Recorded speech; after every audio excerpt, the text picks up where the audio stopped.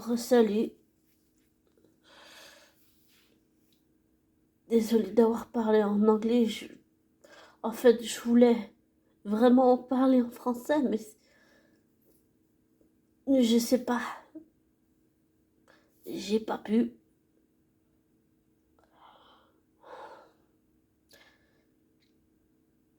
Je sais pas pourquoi.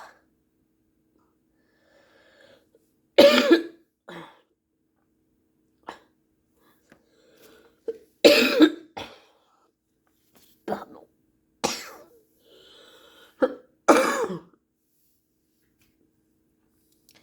Pardon pour la toux.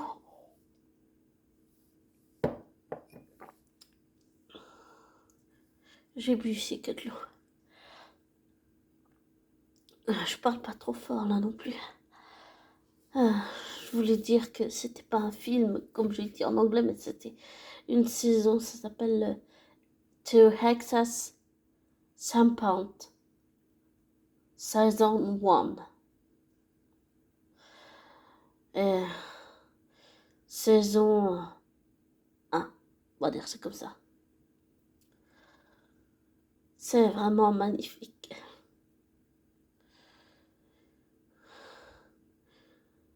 J'ai essayé de contenir, mais j'ai pas pu m'empêcher de pleurer.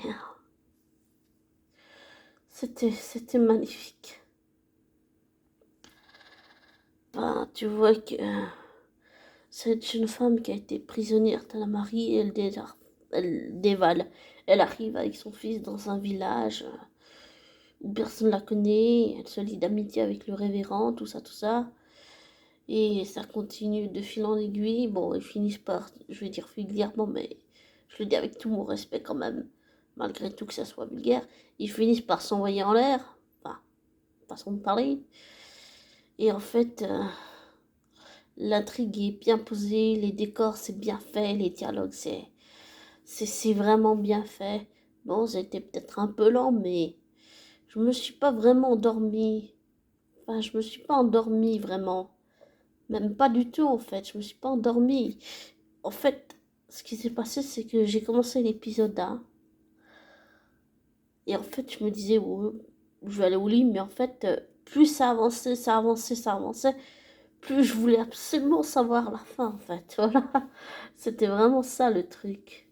En tout cas, l'intrigue, tout est, tout est vraiment bien posé. Et puis, c'est aussi une façon d'essayer de mieux comprendre, j'allais dire, comment les gens vivaient à l'époque victorienne. Parce qu'à l'époque, bon, il y avait l'électricité un peu, oui, mais c'était différent. C'était différent de maintenant, ici, en 2022, on a tout. On a, on a tout, on a le confort, on a l'électricité, il faut qu'on soit aussi prêt à perdre tout pour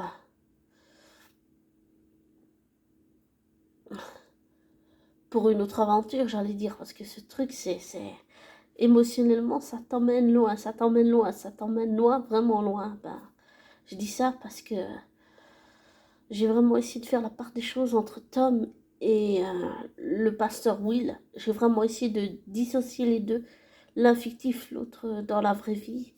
Et en fait, je me suis juste concentrée sur Will et on va dire l'héroïne de la série. Et en fait, bon, ce que j'ai compris, c'est que en fait, il s'est envoyé en l'air avec l'héroïne, mais qu'en fait, je sais pas s'il voulait vraiment faire ça. Bon, il a peut-être cédé parce c'est vraiment une belle femme. Que, bah, en fait, tu sens qu'il est dès le départ, dès la première saison, enfin, dès le premier épisode, tu sens qu'il est torturé. Oui, c'est quelqu'un. Will, c'est quelqu'un qui se remet vraiment en question, qui regrette sincèrement ce qu'il fait, même s'il sait qu'il l'a fait, même s'il sait qu'il n'aurait pas dû et tout et tout. Et, et il comprend pas toutes ces disparitions. Lui, il pense que c'est un truc rationnel. Son ami, qui est devenu, on va dire, son amante, et pense que c'est un truc, on va dire, pas rationnel. ça va un peu dans tous les sens, dans ce sens-là. Ils se disputent un peu beaucoup sur ça. Et il est marié, il a des enfants, et il aime sa femme, enfin il s'occupe de sa femme comme il peut. Mais ça montre vraiment que même à cette époque-là, les dialogues, les relations, tout était vraiment compliqué, même compliqué, complexe. Plus qu'on ne le croit en fait. Désolée si je me répète dans les mots. C'est très, je trouve cette série est très impressionnante. Et tu suis tous les personnages d'une certaine façon. Ils progressent et en fait à la fin tout se démêle d'une certaine façon et en fait quand sa femme apprend, la femme de Will apprend qu'elle est malade, en fait ce que j'ai eu comme impression, enfin plutôt comme ressenti vraiment, c'est qu'en fait comme elle savait qu'elle allait mourir de la tuberculose, elle a, elle a deviné qu'il avait couché avec la jeune femme qui était devenue son amie et en fait j'ai vraiment l'intuition ou même l'impression qu'elle l'a. En fait, quand elle s'est su condamnée pour la tuberculose, elle a, elle a poussé Will dans les bras de Cora, qui était devenue son amie. Et c'est vraiment beau. Et en fait, tu sens que Will, il se libère pas des carcans au début, il est plutôt coincé. Et en fait, au fur et à mesure, plus les épisodes avancent jusqu'à l'épisode 6, le dernier, et tu sens que Will, il se déleste des charges, il se déleste des poids, de la culpabilité, le fait que tout le village se soit retourné contre lui et Cora, par exemple. Il y a un épisode comme ça. Et tu sens que leur relation, c'est quand même compliqué. C'est difficile, c'est très douloureux. Oui. Parce que lui, il aime sa femme. Et parce que Gary aime Cora. Mais Cora, elle n'est pas amoureuse de Gary. Elle aime Will qui est marié avec Stella ou Mastella, je sais pas comment elle s'appelle. Enfin, si c'est vraiment oui, Stella. Et même si je me répète, désolée, je trouve que en fait ce que j'ai pensé et que j'ai vraiment eu comme sentiment, c'est que quand Stella s'est su condamnée, elle a poussé Will dans les bras de Cora pour qu'il soit heureux, pour qu'il refasse sa vie, pour qu'il se reconstruise. Voilà. Et à la fin, quand il réalise qu'elle est morte, tu vois la douleur sur son visage. C'est comme si tout ce qu'il avait retenu à partir du moment où il a compris que c'était la tuberculose, tu sens qu'en fait, il vide son sac, il vide, il se décharge en pleurant pour vraiment sortir tout, vider son sac, quoi. Et, et Stella a envoyé Cora dans les bras de Will parce qu'elle l'a envoyé lui parler. Et en fait, c'est vrai que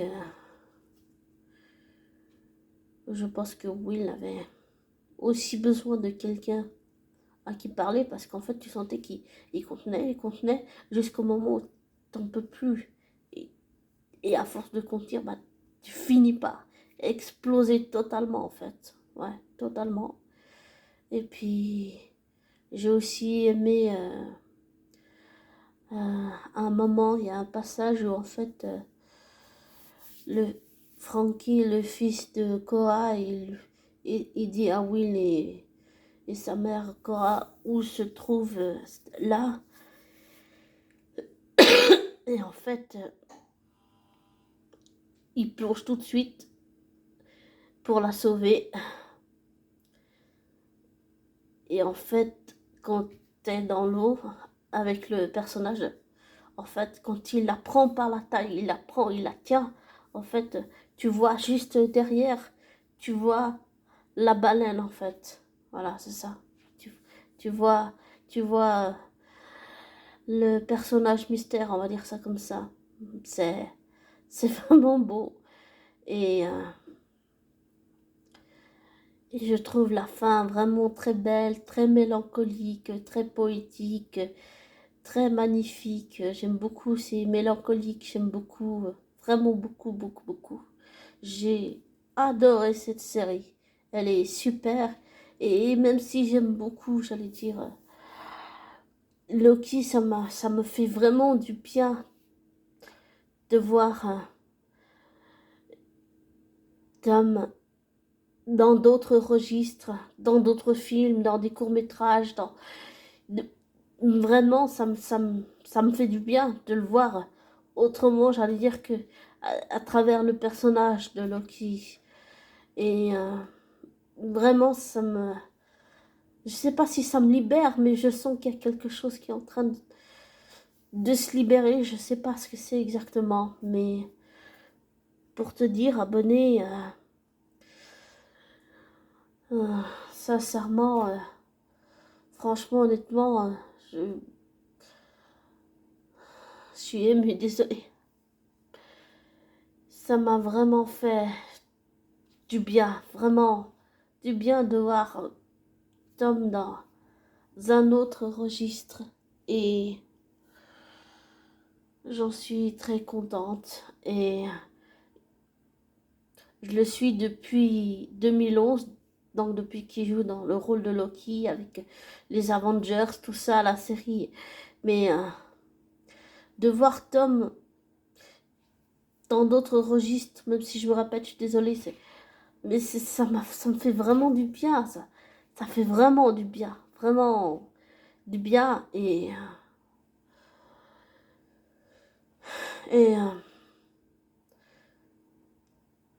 j'adore, j'adore sa façon de jouer, c'est vraiment magnifique, mais j'allais dire, en fait, tu sens que oui, c'est quelqu'un de timide, c'est quelqu'un qui est plutôt renfermé, j'allais dire que il est tellement gentil qu'il se laisse marcher sur les pieds, même s'il défend les autres, il pense aux autres, mais il pense pas à se défendre lui en tant que personne. Et il laisse les autres lui marcher dessus. Et il encaisse, il encaisse avec courage quand même, je trouve. Et waouh, je trouve l'interprétation, c'est vraiment bien fait, c'est vraiment bien fait.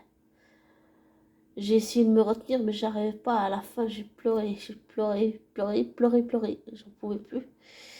C'est vraiment une belle série que je vous conseille d'aller voir. Si vous arrivez à trouver des sites où il n'y a pas besoin de s'inscrire, on peut voir ça gratuitement. Allez voir cette série. Je dis film, mais en fait c'est une série en 6 épisodes. Je me demande s'il y aura une saison 2 d'ailleurs. Pourquoi pas.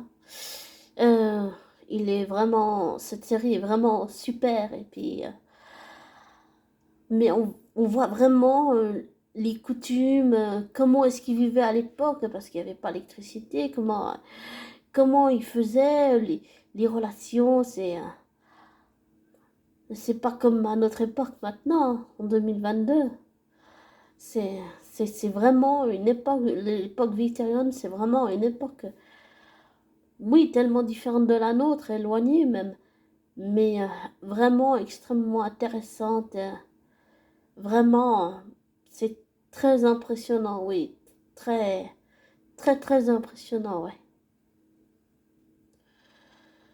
Et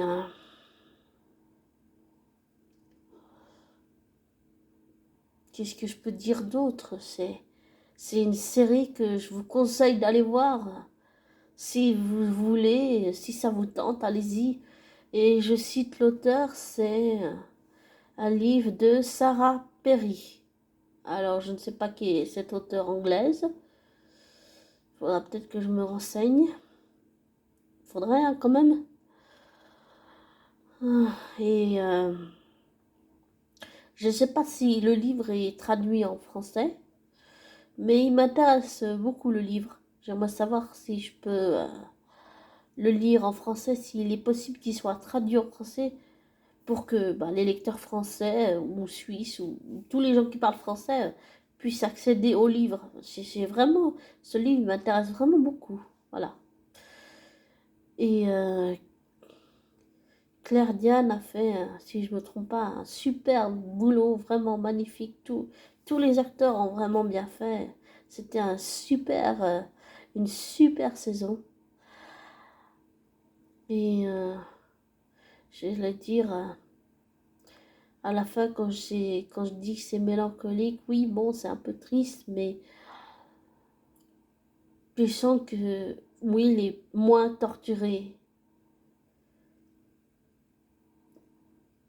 Et que il s'est délesté de choses qui étaient trop lourdes pour lui en tant qu'humain. Ce que j'avais aussi l'impression et l'intuition, c'était que Will portait le monde sur ses épaules et, et ça me fondait le cœur en fait, même si c'est qu'une série, que Will soit brimé. En fait, ça raconte l'histoire de plusieurs personnages qui sont brisés. Et d'une certaine façon, Will ne dit rien, mais il encaisse. Et en fait, c'est le personnage le plus brisé de la série, j'allais dire, affectivement, émotionnellement, psychologiquement, mentalement. C'est le personnage. Après, je peux me tromper, bien sûr, mais on va dire pour moi, c'est le personnage le plus brisé, le plus brimé, celui qui a souffert le plus, qui a été dévasté par la mort de sa femme, qu'il a dû accepter. Et ensuite, des mois plus tard, finir par apprendre, réapprendre, désapprendre pour réapprendre à faire le deuil de sa femme, décédée de la tuberculose et s'ouvrir à une possibilité que une autre femme puisse entrer dans sa vie et qu'il tombe amoureux de cette femme en fait. En fait, ce que j'ai aussi compris, c'est que Will, au début, après qu'ils se soient envoyés en l'air, qu'ils aient couché ensemble, en fait, j'ai senti que Will avait, j'allais dire comme Cora, en fait, il voulait pas se retrouver tout seul avec elle et elle avec lui parce que peur des sentiments de l'un et pour l'autre, de voir ce que ça pourrait donner d'être ensemble. Et puis en plus, il y avait sa femme. Et je pense que Will n'avait pas envie de foutre en l'air les derniers instants de sa femme qui est décédée après. Et tu sens que pour lui, c'est très dur, c'est très très difficile de voir, j'allais dire, sa femme souffrir, vraiment souffrir. Et qu'il n'existe pas de traitement, qu'il sait que ça va aller en pire et en pire, qu'elle peut faire des crises de démence et tout, et il peut rien faire, qu'il est en tant qu'homme, il est impuissant en fait. Ses enfants souffrent, il souffre, tout le monde souffre en fait.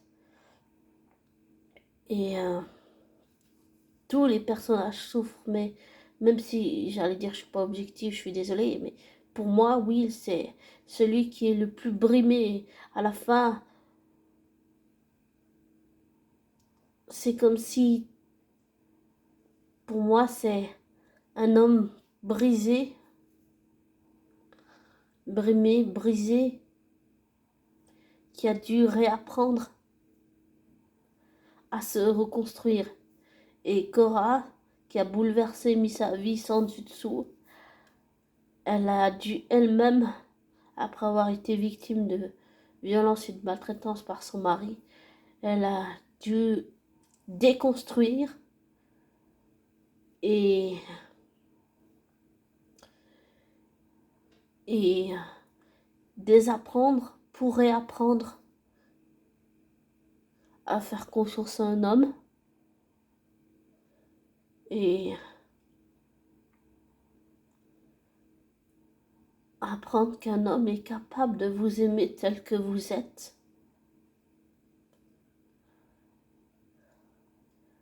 est capable de douceur, de patience, de gentillesse, d'amour sincère, profond, humain, avec beaucoup d'humanité, vraiment beaucoup d'humanité.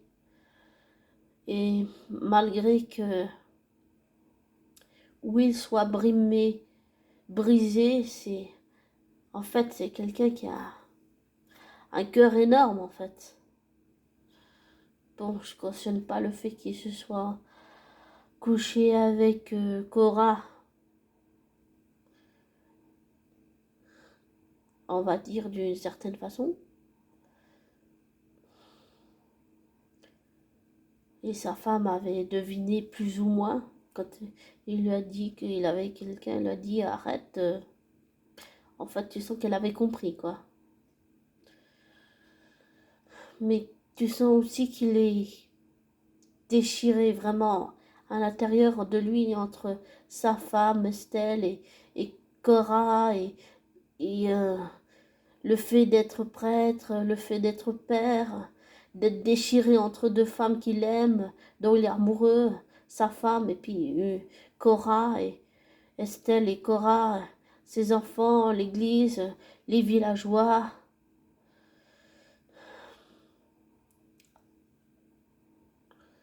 Et je trouve aussi très beau à la fin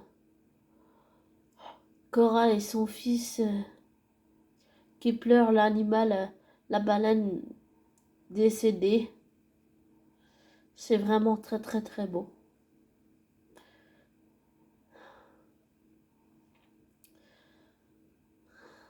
Ça montre qu'on peut... On déconstruit l'histoire et puis on la reconstruit différemment en fait.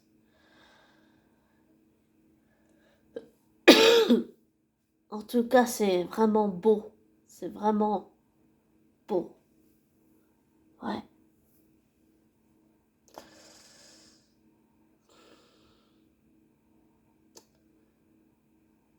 Je trouve qu'il est vraiment beau.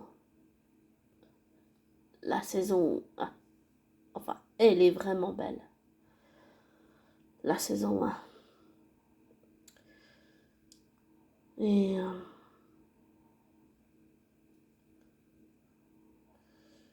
peut-être que l'histoire de Warren, je vais la réadapter, mais je vois toujours Tom dans le rôle. Pour moi, il a tout ce que je recherche chez Warren. Déchiré, torturé, on ne sait pas comment faire, on ne sait pas comment on va se remettre, comment il faut se reconstruire, comment accepter la mort d'un parent, comment se pardonner d'un accident dont on n'est même pas responsable, le traumatisme que c'est.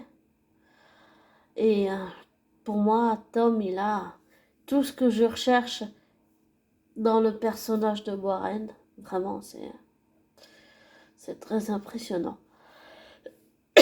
Pardon. Mais on va dire que j'ai une certaine façon de faire, voilà.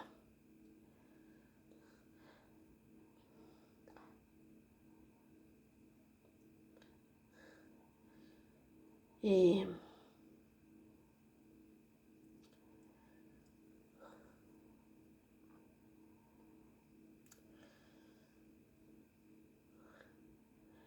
j'espère que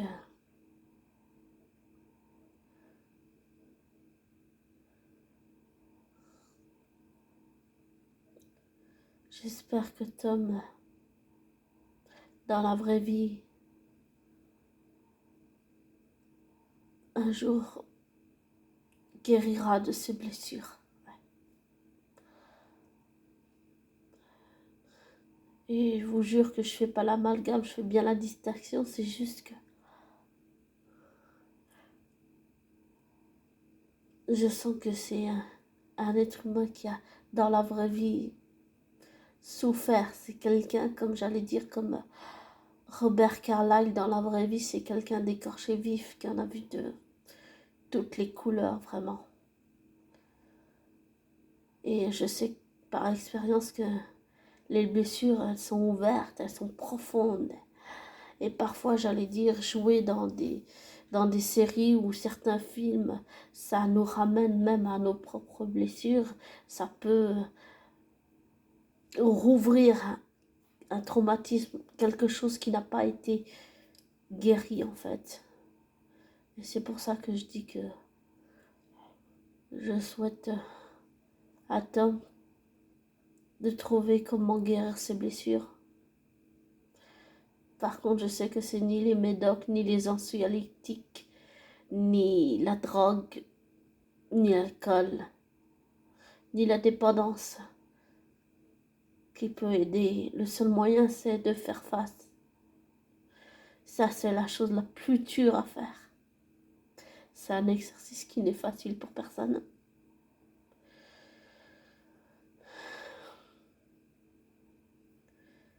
Et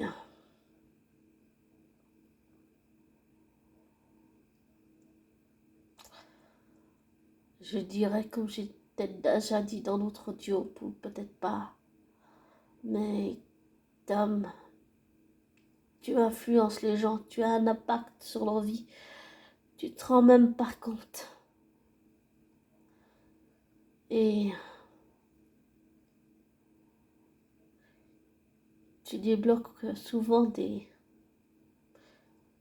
choses émotionnelles qui ont besoin d'être guéries.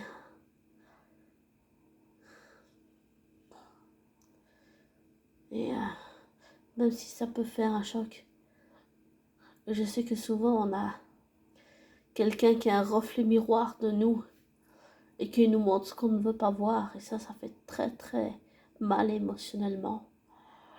Et pour l'avoir vécu, je sais que ça fait mal, Tom, mais un jour tu guériras. Je le souhaite, c'est tout ce que je te souhaite. Je te souhaite le bonheur du monde, tout le bonheur du monde avec ses hauts, ses bas, ses travers, ses qualités, ses défauts. Tu es un humain comme tout le monde, monsieur, madame, tout le monde, même si tu es comme monsieur, madame, tout le monde, tu es un humain simple. J'allais dire pour moi tu es spécial, mais même si tu l'es, je sais que tu es comme monsieur, madame, tout le monde. Tu as tes travers, tes défauts, tes qualités. Tu craques, tu tombes, tu te relèves, tu fais ta route, voilà. Et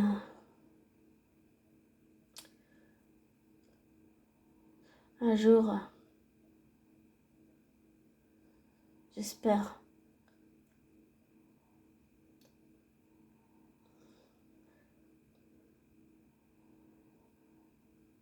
apprendre à te connaître dans la vraie vie et te rencontrer et pouvoir échanger.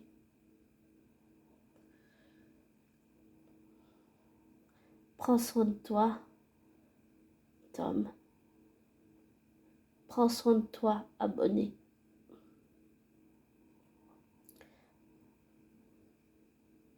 Je te souhaite, cher abonné,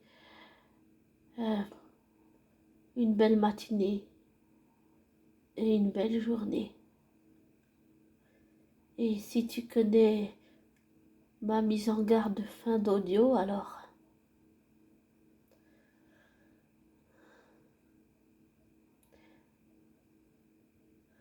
j'espère que tu le feras.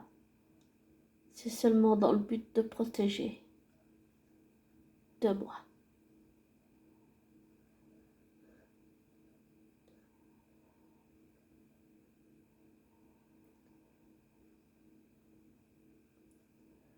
Et que